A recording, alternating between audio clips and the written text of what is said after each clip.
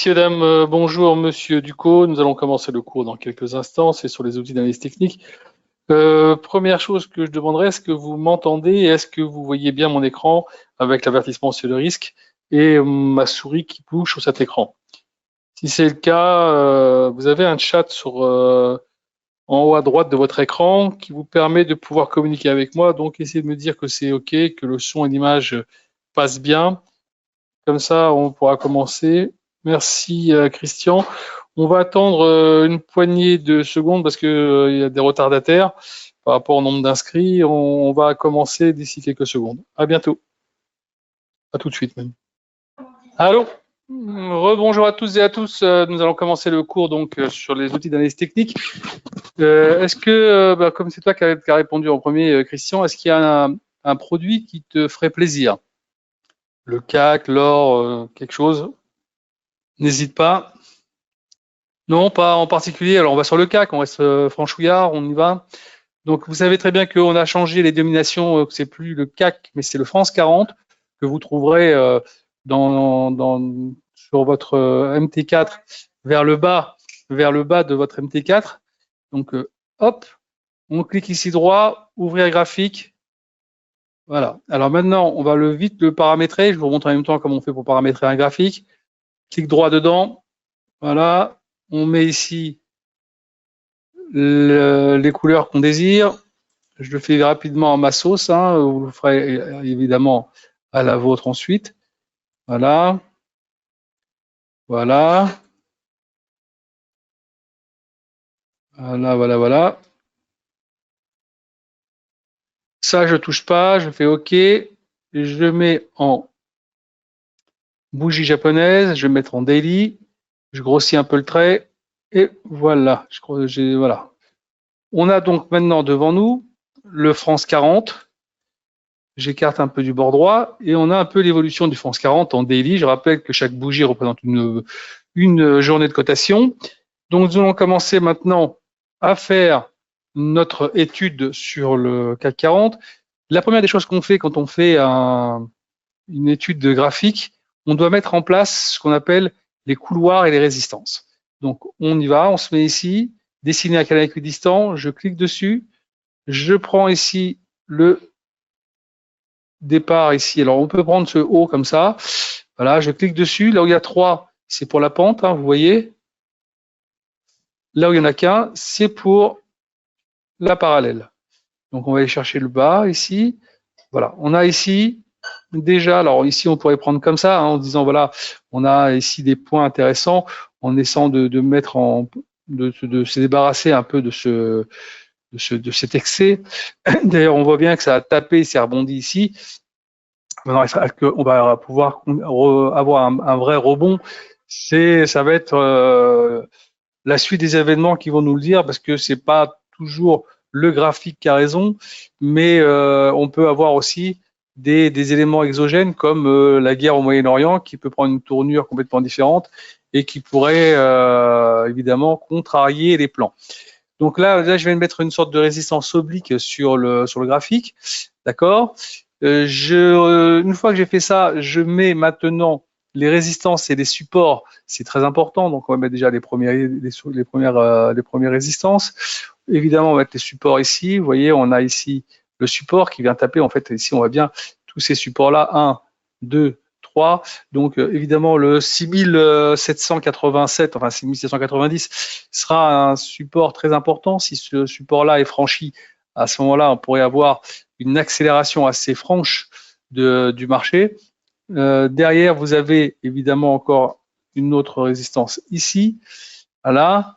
On pourrait encore en mettre d'autres, évidemment, mais vous allez voir tout à l'heure, on va utiliser ce qu'on appelle Fibonacci, et Fibonacci va nous permettre d'avoir une absorption quasiment de tous les traits que j'ai mis en place. On en reparlera tout à l'heure, et on essaiera de mettre ça en évidence. Alors, maintenant qu'on a mis ça sur l'écran, on va dans Insertion, et on va commencer à mettre les indicateurs. Indicateurs, on descend sur Trend, Bollinger Band. Je vous laisse le temps de regarder comment je suis arrivé.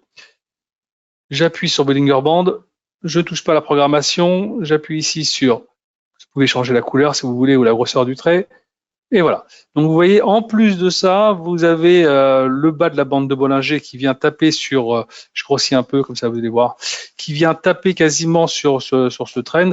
Donc on est vraiment, on pouvait quasiment anticiper que ce niveau-là sera un petit niveau résistance assez intéressant. D'accord?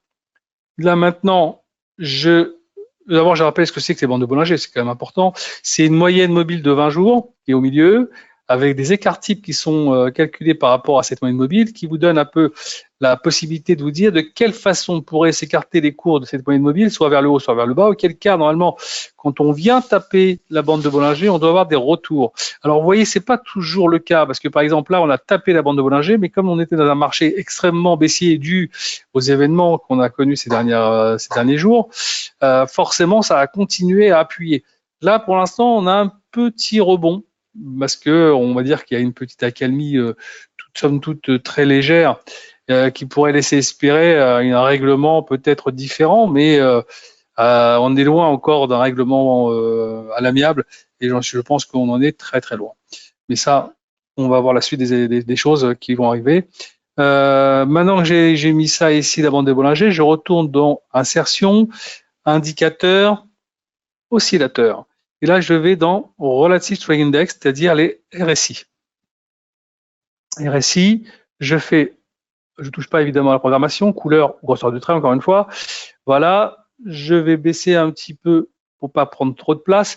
Les RSI, qu'est-ce que c'est? Les RSI, c'est en fait une moyenne qui est faite par un rapport entre les moyennes des hausses et les moyennes des baisses des 14 derniers jours, qui va vous donner ce petit graphique, qui va aussi entre 0 et 100.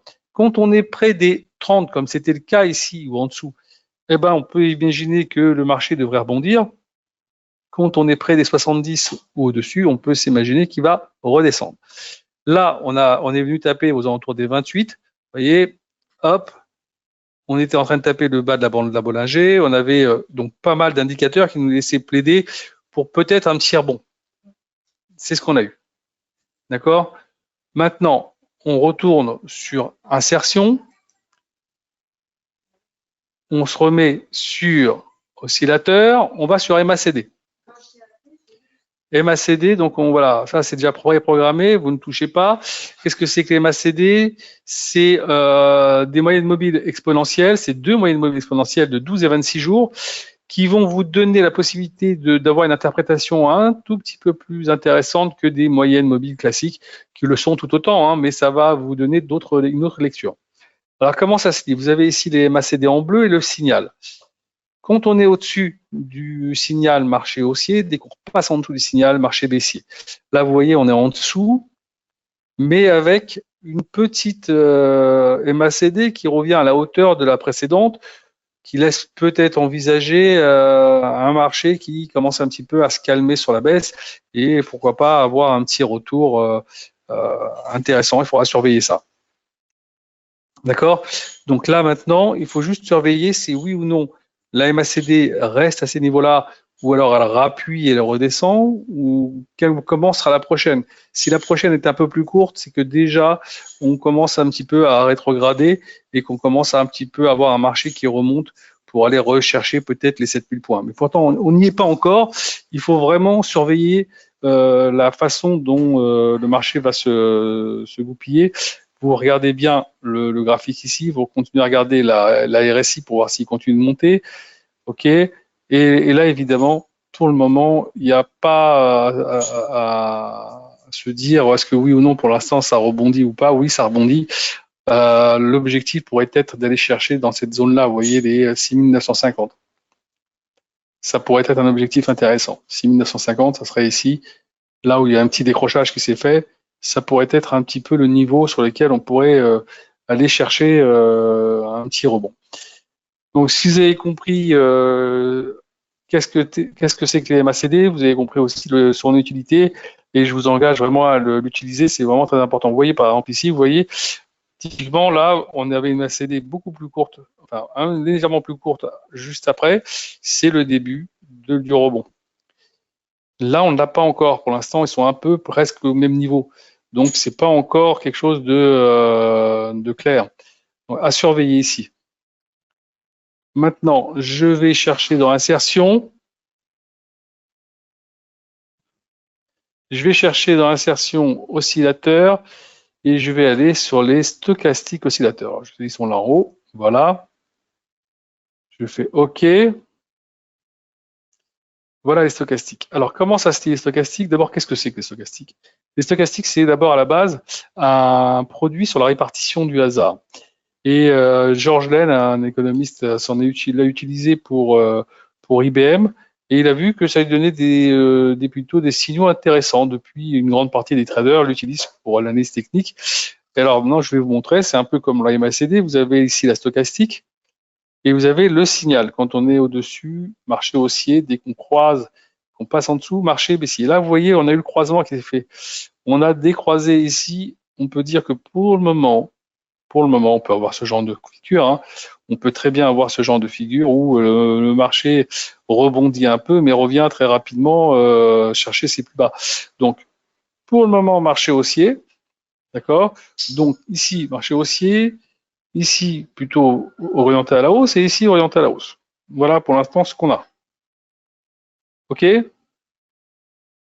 Plutôt assez simple hein, et plutôt efficace. Simple et efficace.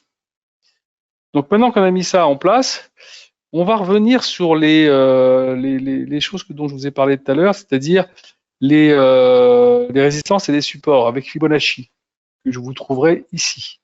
Fibonacci, on va cliquer dessus, on va prendre le départ du dernier mouvement. Alors ça peut être celui-ci, vous voyez, ça, on est parti chercher le plus haut. On le prend ici, voilà, et on va tirer jusqu'en haut, ici. Voilà. Ah, mince. Ah, j'ai lâché un peu trop tôt. Ouais. Voilà, voilà, voilà.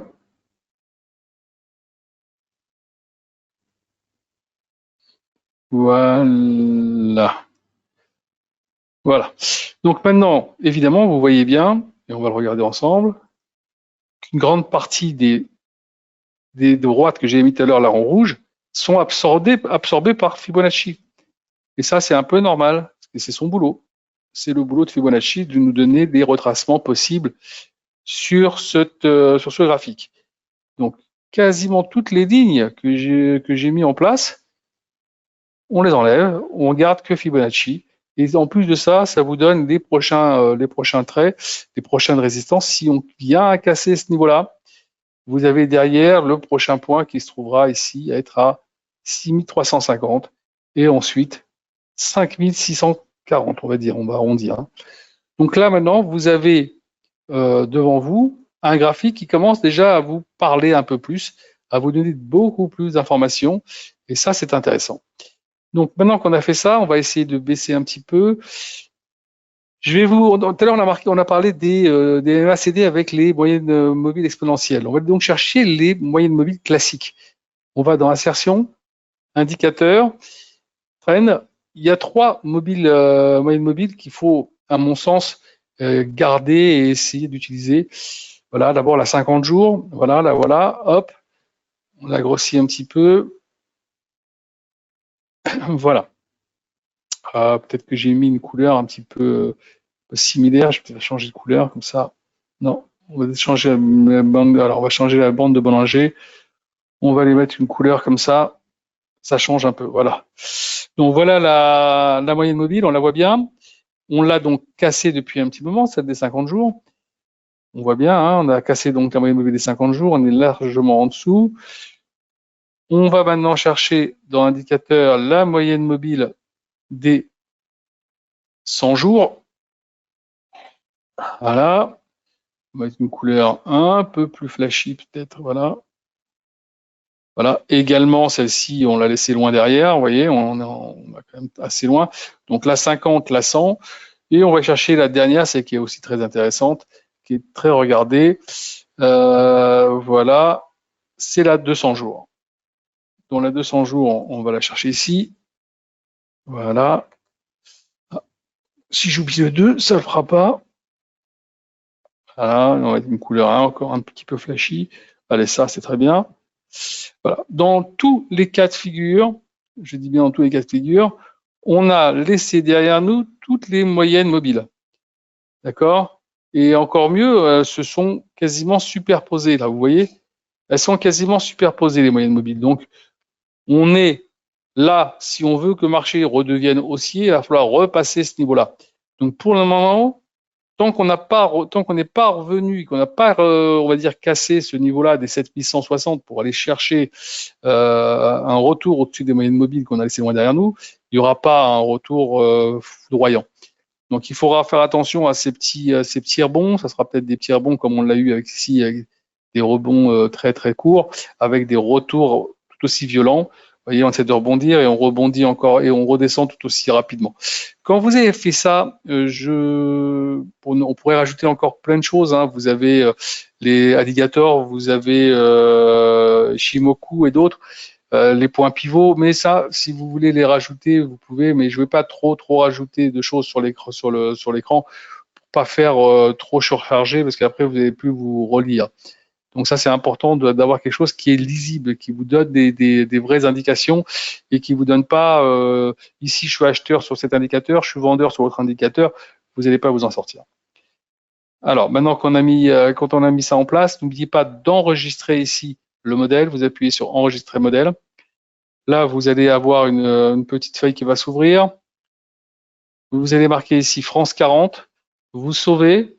Et quand vous l'avez sauvé, vous allez retrouver tout ça dans votre lexique. Ils seront tous ici les uns après les autres et vous aurez des petits onglets qui vont se superposer les uns les autres et qui vous permettront de pouvoir regarder tous les produits au fur et à mesure, ceux qui vous intéressent évidemment. Comme ça, il n'y aura pas de souci. Vous pourrez travailler dans une condition optimale. Est-ce que vous avez des questions? Si je rappelle que pour poser des questions, vous avez un chat qui se trouve avec en haut à droite avec un petit trait rouge. Donc un trait rouge ou une flèche rouge. Normalement, vous devez pouvoir les trouver rapidement. Je vous invite, si vous avez des questions, à poser vos questions maintenant. Je pense avoir été assez clair. Si ça ne l'est pas, je vous invite aussi à retourner vers vos responsables de compte et leur poser des petites questions qui pourraient rester en suspens ou qui pourraient peut-être aussi venir par la suite. Donc, n'hésitez pas aussi à revenir voir des webinaires si le cœur vous en dit pour essayer de parfaire un peu vos connaissances. Et si vous avez envie de voir des webinaires en particulier, n'hésitez pas à donner des sujets. On peut regarder pour les mettre en place. À bientôt.